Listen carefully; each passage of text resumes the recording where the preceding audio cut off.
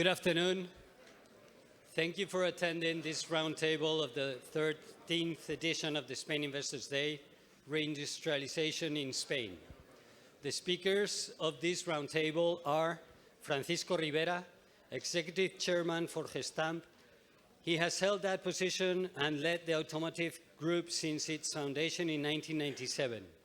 Francisco is also a member of the boards of directors of Telefónica, XIII Automotive, and Wallbox, as well as of the boards of other companies from the Gestamp Group and organizations from the family holding. Ignacio Mataix, CEO for Indra, and a strategic company for Spain.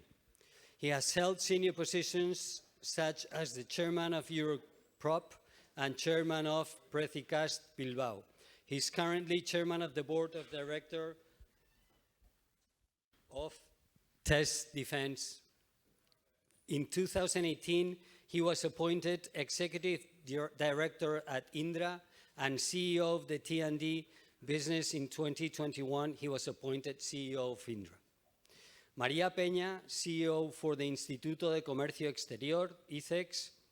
She has been cabinet director of the Secretary of State for Foreign Trade of the Minister for Industry, Tourism and Trade, and Economic and Commercial Counselor for Spanish embassies.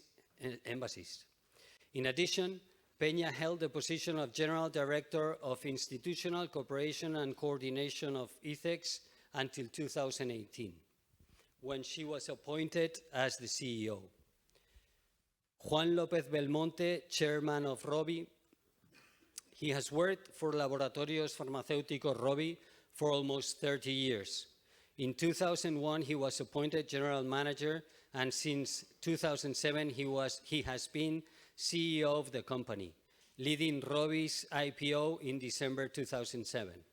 A reference in his sector, he has been Vice Chairman of the Governing Council and Board of Directors of Farmaindustria. And José Bogas, CEO for Endesa. He has a long and successful career at Endesa, where he has held the different positions such as manager for Spain and Portugal and general manager for the electricity business, among others.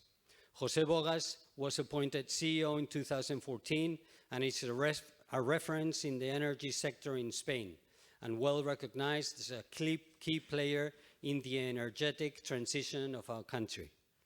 The moderator of the roundtable will be Amanda Mars, editor for financial newspaper Cinco Días and the financial section from El País. She has been editor and deputy editor for the economy section of El País, press correspondent in New York and Washington for 7 years, and delegate of the newspaper in the United States since 2018. Amanda, yours is the floor. My pleasure. Good afternoon, everybody. Thank you for joining us today. The next panel is about reindustrialization in Spain, and I think it's a crucial issue, not only for the economic impact that industrial activities make by themselves, but also because of the role that these industries have in propelling growth and innovation. And it is crucial and it is complex, especially these days, with all this changing environment, energy prices, and also the geopolitical tensions. But I think we are very lucky to have amazing speakers. Thank you all. It's my honor to moderate this roundtable. And I will start with you, Mr. Bogas. I just mentioned this changing environment, and I would like to have your view on this. What are the competitive advantages that Spain can have in this difficult environment? Okay, thank you very much, Amanda. Thank you very much for the presentation, saying that I am a reference. Well, when you are a reference, is that you are very old. Well, But in any case, let me say that while we are living, as you have said, incredible times. We have passed the pandemic, then the Ukrainian war, and then this direct effect, negative direct effect, the inflation, the tax rate, etc., etc. So that is an issue. The other one is that the energy sector is a crucial sector just for the economy that contributes directly to the growth of the economies. And our aim is just to give to our customers an affordable energy, also a secure supply of this energy, and also, I would say, the sustainability of this energy. These are extremely important. Of course, trying to sell, to give them a competitive price, just to be able just to compete in the industry, and also create the conditions for the different household citizens to give them the best for their lives. Having said that, also we contribute directly in this reindustrialization by means of,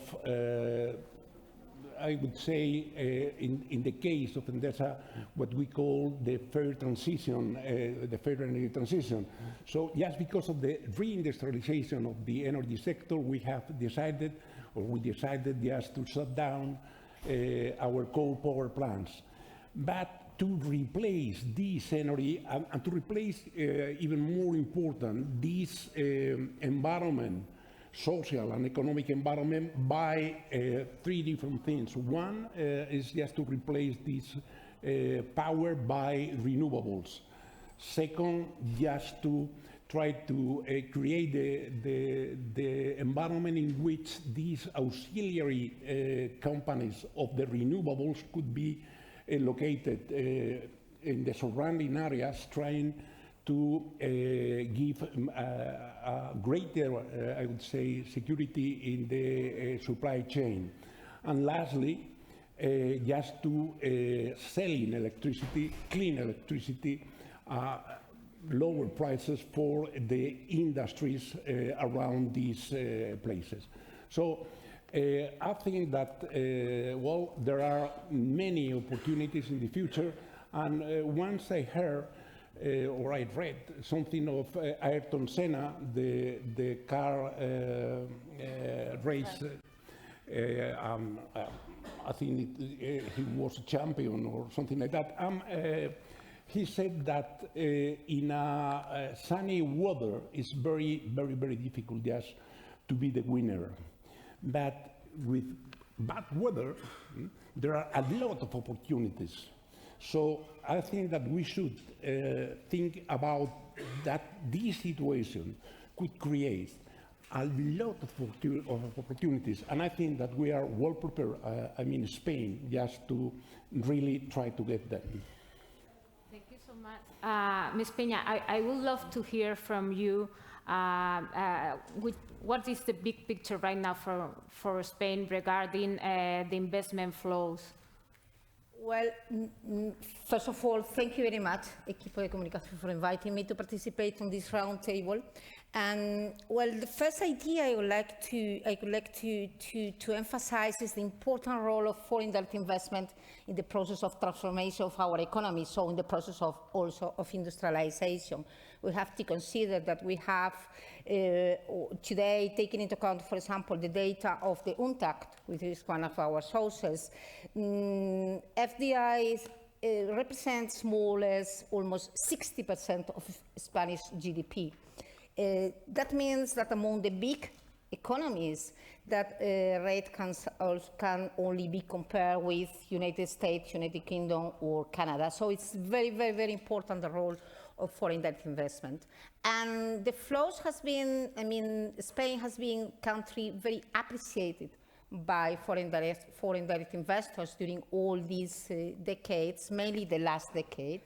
And even taking into account the turmoil and even taking into account all the uncertainty of all these last years, we've been continue seeing positive flows to Spain in terms of FDI, which is extremely important. It's not important only in quantitative terms, but also in qualitative terms. For example, taking into account the energy sector, and if we put the focus on greenfield projects, which are especially important, taking into account the capacity to create employment and awareness.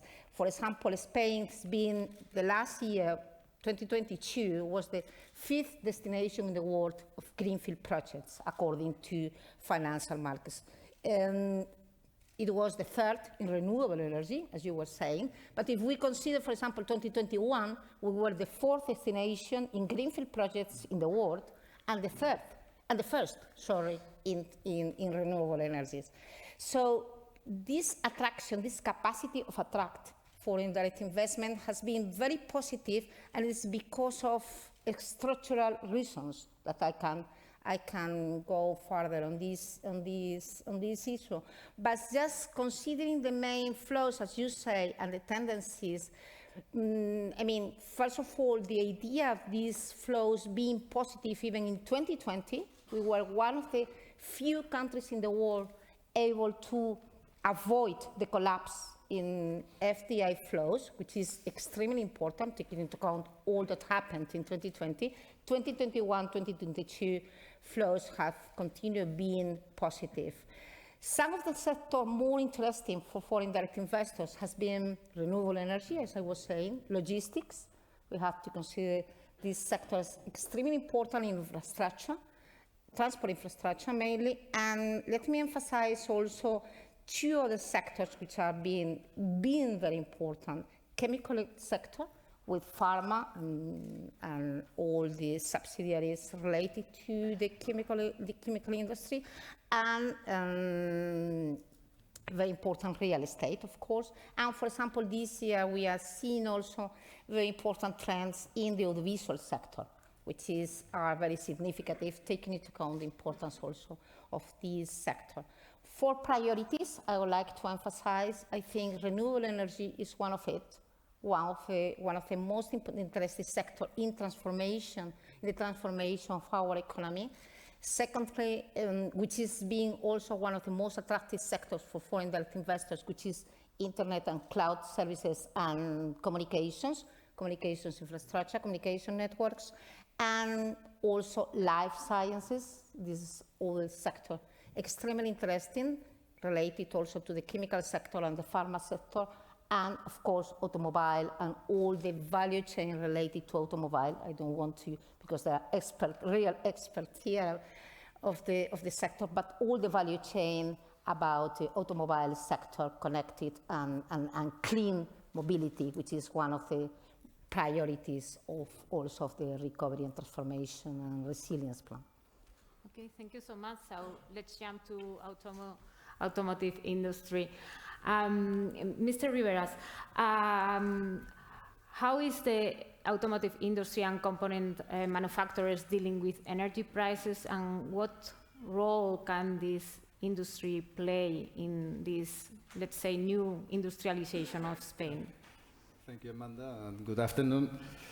Well, I think the auto sector and the auto component sector has been quite powerful. We refer to the industrial sectors in Spain and in Europe, because in fact the behavior of the industrial sector in Spain and also in Europe in the last years has been quite poor.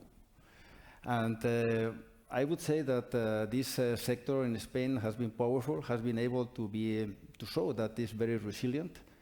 It happened already in the financial crisis in 2008, and it has happened also in this crisis that started in 2020.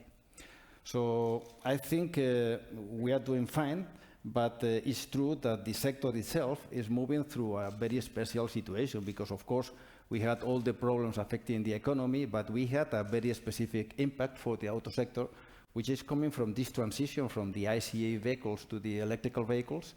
And in parallel, everything which has happened with the semiconductors and the supply chain, which has been impacting the manufacturing of vehicles after 2020. And 21 and 22, we had not been able to recover the production that we had in 2017 or 2019.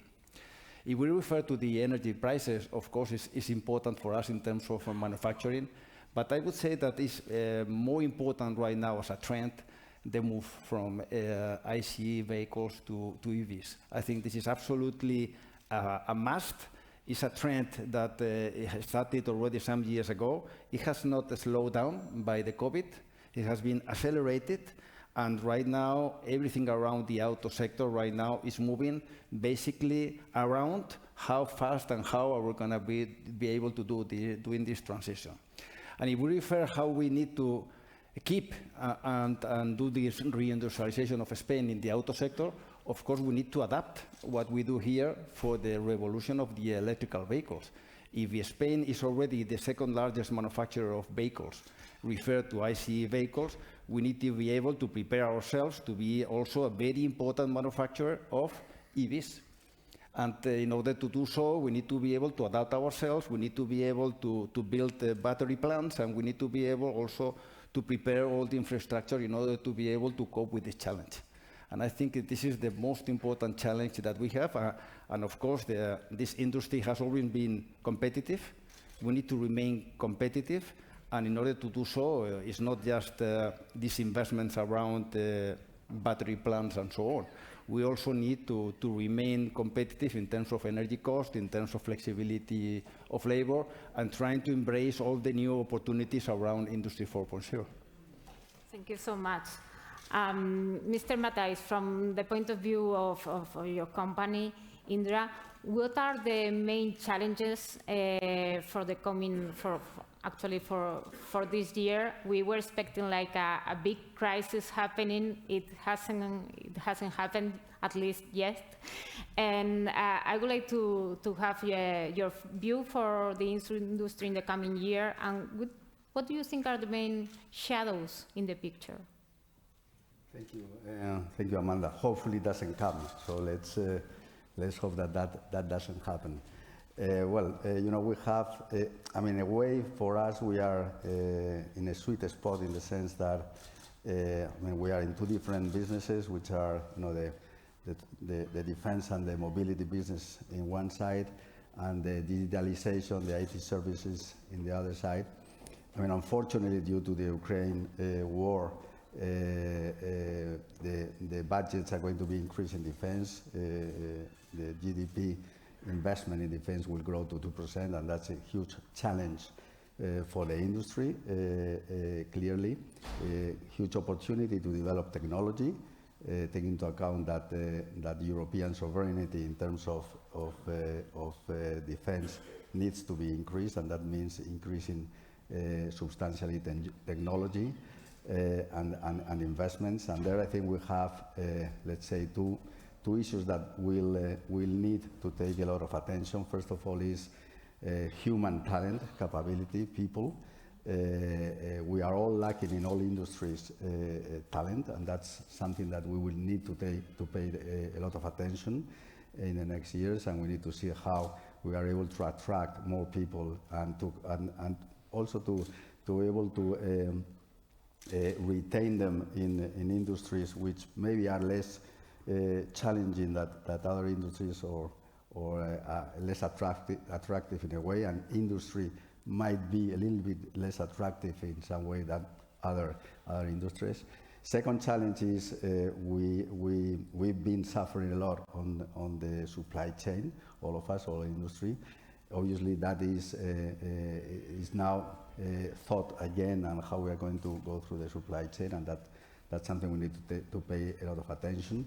In the mobility side, I think we have a great opportunity. I think we are today in figures which are almost above pre-COVID, and that has been a huge challenge for all the industry linked to mobility, both air, railway, or whatever. And coming back to those pre-COVID levels with 2 or 3 years of very difficult years for investments and upgrading systems and so on will need to be recovered very quickly, and that's on process. And on the digitalization side, on the IT services side, I would say, common factor, which is, again, the human talent. There, I think there is a great opportunity. I think it's in the head of everybody that we need to go more digital, that our industries need to go into industries 4.0, into digitalization of the companies to be able to remain competitive and remain competitive not only in our home countries but worldwide, taking into account that industry, at least in Spain, exports more than 40% of what we produce. So that's a key strategic factor for the country when we talk to industry.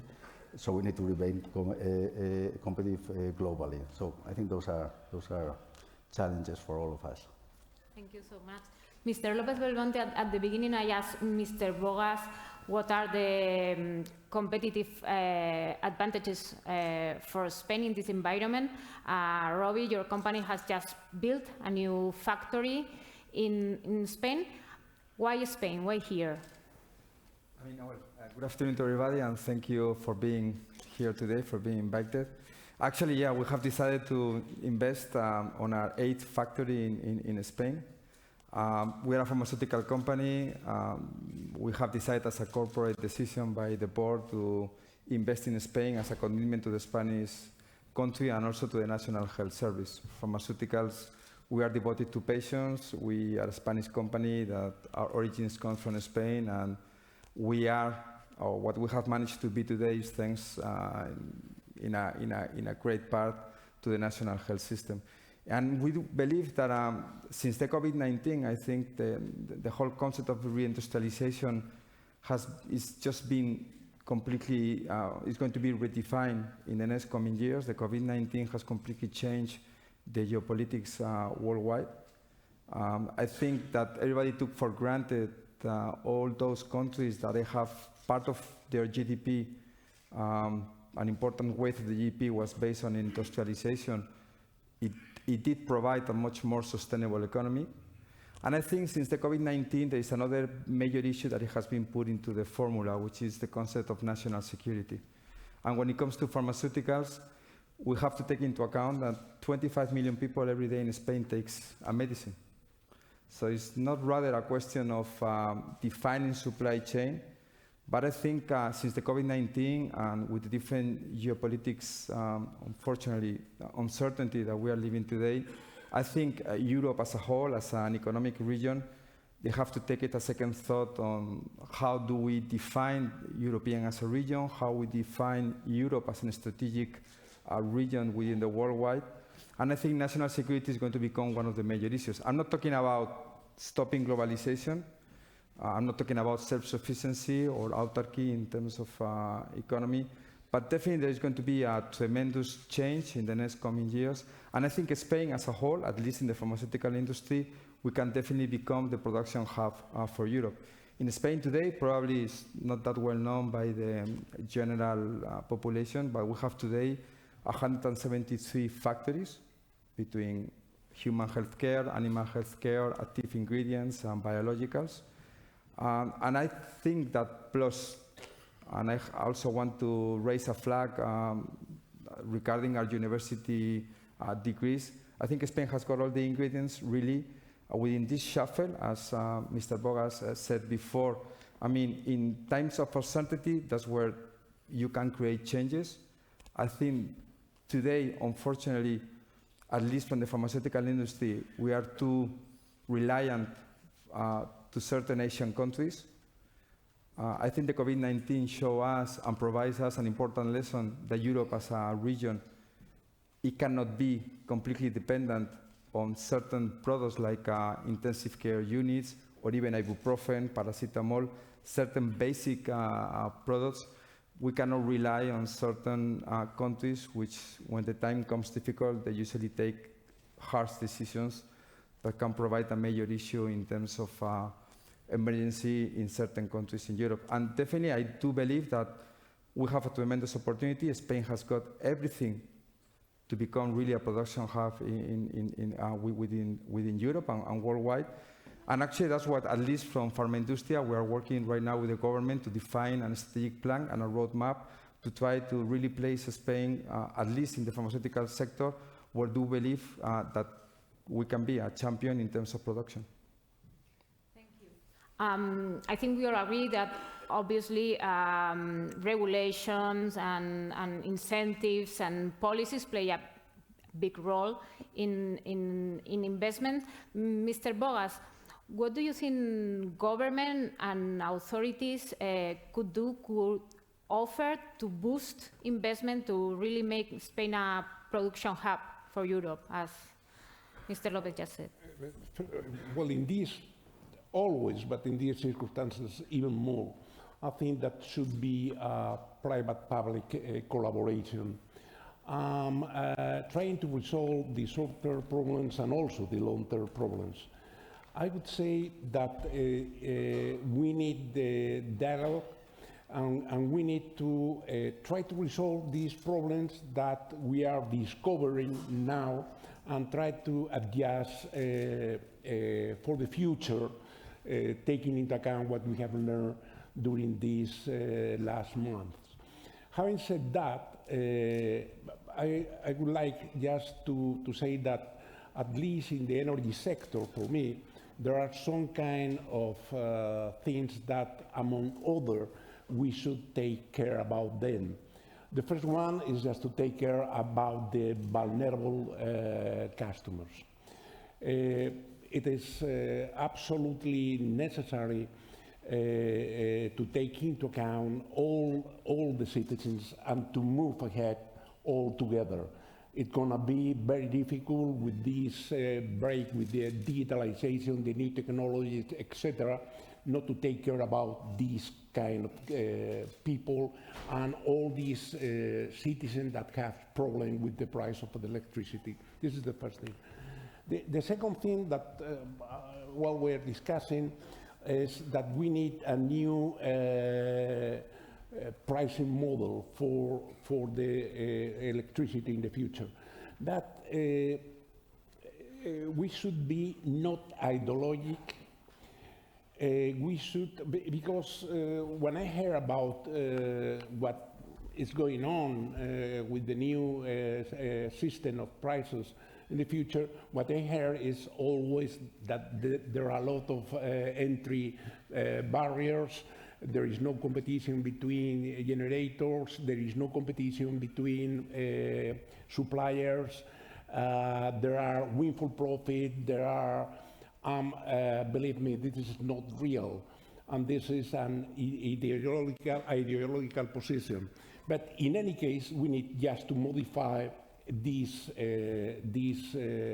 model just to get a model that really remunerate adequately all the technologies but offer the best price for our customers. The third thing that I would like to underline is that we need a transparent and a stable regulation. And especially if we are talking about one very important piece of the value chain, which is the network. A regulated model that really incentivizes the deployment and the digitalization of this network. You should take into account that it is absolutely important just to integrate the self-consumption, the electric mobility, all these kind of things. And what really surprised me is that sometimes, instead of trying to incentivize this kind of investment, just to facilitate this development, what we find is regulators trying to control all the investment that you are trying to do and not having a long view of things, very short term, and making mistakes, in my opinion. And perhaps the last thing that I would ask to the government or the regulator is agility. Agility in the administration processes. That is the permits. And I'm talking about renewables, that we are facing some kind of problem with the permit, and also the charging points also in this permit, because talking about the electric mobility, Well, I should say that we're trying just to cover as soon as possible all the geography of Spain with these recharging points, but well, it's very, very difficult just to obtain all the permits just to go ahead faster than what we are doing now. And I think that we have reached the momentum just to try to do this as Mr. Rivera has said, just to go ahead and to change from this combustion car to the electric vehicle, but we need just to create the infrastructure just to do that. So I would ask a global agreement, I would ask to the government a global agreement in these kind of things. We should review the so-called National Energy and Climate Plan, which is a good one, just to really not to have this like something that couldn't be changed. We have the roadmap, but we need just to adapt this roadmap to the circumstances that we're living now. But there are many, many, many opportunities, as I have said. I think that Spain is well positioned, and I think that we need more dialogue with the administration and more public-private collaboration. Thank you so much. I would like to ask you, Mr. Rivera, the very same question than to Mr. Bogas, but in your case, I think I could be a little bit more specific because I would like also get your take on the public programs, the PERTES for the automotive industry. What's your view on how they have played on and how could they be improved? Not an easy question, let's say. But in any case, I think the aim of the PERTE for the electrical vehicle was very positive, and in fact, it was the first one which was approved by the government.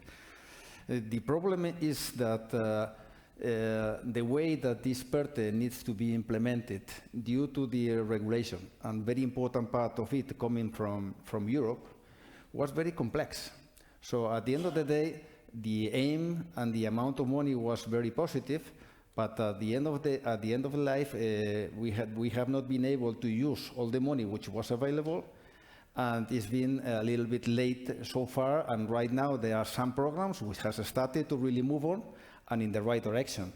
They have now announced this second wave of the PERTE, and I think we could be able to offset part of these problems of the procedure, which probably has not been able to run in a proper way. We should not forget that with this kind of next generation funds, the kind of money that has been right now under responsibility of some ministers like the industry was huge. And the amount of people able to really run and trying to be able to implement all these new ideas and try to be able to be inside the rules of the legislation and the subsidies is not an easy way. So just to summarize, I think it was the right decision, because it's the right moment if Spain wants to be a very important power in the auto in the next years to come. It's the time to adapt the industry, and in order to do so, plans like, for instance, the plan that is being approved by Volkswagen, moving the small EV platform, what they call the MEV21 to Spain, and building this battery plant in Sagunto, is a very, very positive factor for Spain. We are talking about 800,000 vehicles, EV vehicles in Spain, starting from 2026. And this is being supported by this plan. Is it enough? I don't think so. I think we can do things better. Of course, we can do things better, but I think it's a right step in the logical direction. We can do more. Yeah, sure. Thank you, Ms. Peña. Well, we have been hearing a few demands for the government. I would like to ask you, what is actually Spain offering to the companies that think of investing here? Well, The first idea, I mean, the first part of my intervention, I would like to focus on the advantages of Spain as a destination of investment. Following your intervention was extremely interesting. I'm going to ask you to come to IFEX Invest in Spain to help us to attract foreign direct investment. So I would like to emphasize three main factors that explain why Spain can be so attractive. First of all, you said market size. So when we speak about market size, we speak about population, but I don't refer only to local population. When I think of market size, I think, first of all, a population of 50 million people here in Spain, 3 times its size when taking into account all people coming to Spain to spend their holidays. So that means flexibility enough to be able to adapt ourselves to this situation. But I'm also thinking about the geographical situation of Spain as a platform for investment in Europe, but also in North Africa or Middle East. And all the tax agreements we have all over the world, covering more than 95% of the worldwide GDP. So first of all, market size. Secondly, talent. You were speaking about talent, and also the local industry and all the local providers of services to big investors when coming to Spain in many industries, as you mentioned before. And last but not least, I think is business climate. And so the openness of Spain to foreign direct investment. When an investor comes here, there is just a very simple process of information. Sometimes there is, with this European screening, there is a process of just authorization, but it's very, very specific, and in most of the cases, it's not becoming a barrier. In all cases, never being a barrier for investors. So business climate, market size, and talent, and all the local structure, all the economic structure of our economy. And another point when talking about market size, which is extremely important for investors and make Spain the best destination and platform for investment, is infrastructure. We are one of the most important, we are rating at the top level of infrastructure, and when talking about infrastructure, I'm talking about transport infrastructure, communication infrastructure, and of course, energy infrastructure. So these are the main, just to simplify, the main attractiveness of Spain as a destination for investment. As I said at the beginning, the investor has a very important role to play in all the transformation, on all the recovery, transformation, and resilience plan, as been said since the very beginning. And that's why, for example, IFEX Invest in Spain, which is the direction of IFEX, which is specifically related to attract and to accompany foreign direct investors, we are joining forces with all the different authorities in the different ministries to help to build awareness about all these capabilities and all the, you were talking about PERTES, all the recovery, transformation and resilience plan that has been set up for the past years or for the following years, which is also, we are talking, and I'm not going to repeat the figures that's been said, a huge effort in public investment, which is a driver for private investment. So, but also we have to consider that half of the measures that are taken into, that are included in the recovery plan are structural reforms. So to identify all those barriers, all those regulations, all the red tape that can be, I wouldn't say a barrier, but that can make it more difficult for the investors, national or foreign investors, to create wealthness in the country. So I think the best thing we can offer to investors, which is my specialty, of course, the foreign investors, is to accompany them during all the process. Our objective is to build this awareness about all the capabilities of Spain as a destination of investment, which is already being proved positive.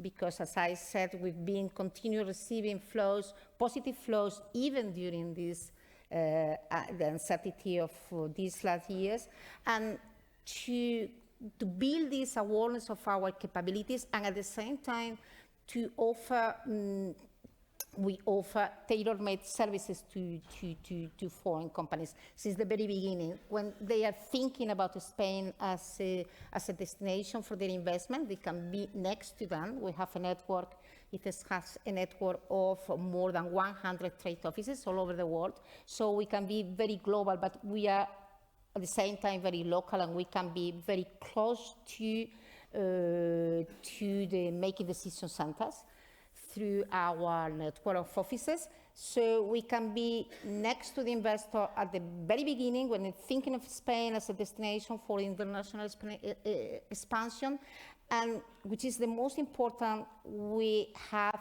all the institutions and all the structure to become the meeting point of the different levels of the administration.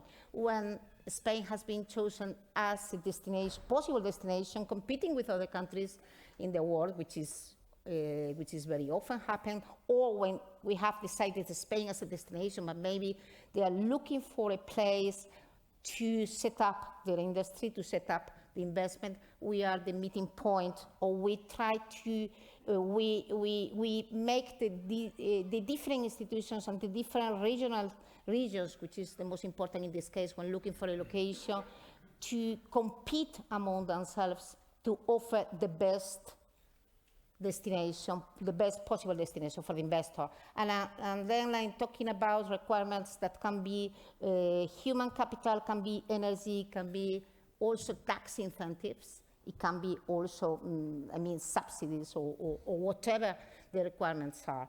And at the same time, we can be also, or we are also next to the investor after the investment with our aftercare policies.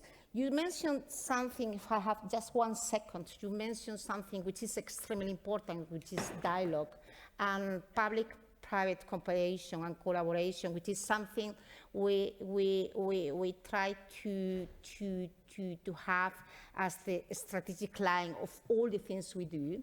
And we work very, very, very closely to all the multinationals in Spain and the specific association. For example, we have every year we have a barometer of the business climate according to the foreign direct investor. And we ask more than 800 CEOs of multinationals, what do they think about Spain as a destination? What are the main factors, the main positive factors, and which are also the factors where we have room for maneuver to improve? And that's the result, is all the policy advocacy we do. So I think what we offer to the investor is openness. We offer the investor equal treatment than to any other local industry once it becomes a Spanish company when investing here, and dialogue. Our experience after 40 years working with foreign direct investors is that always we have somebody at the other side of the door, at the other side of the place when we need to make this intermediation and trying to look for solutions. So I think the Spanish regulation is really friendly, and I think this is the main attractive we can have. All market size are important, the capacity to be a hub, being at the top level in infrastructure according to the World Economic Forum is of course a factor, but this friendship to the foreign investor, I think, is our main attractive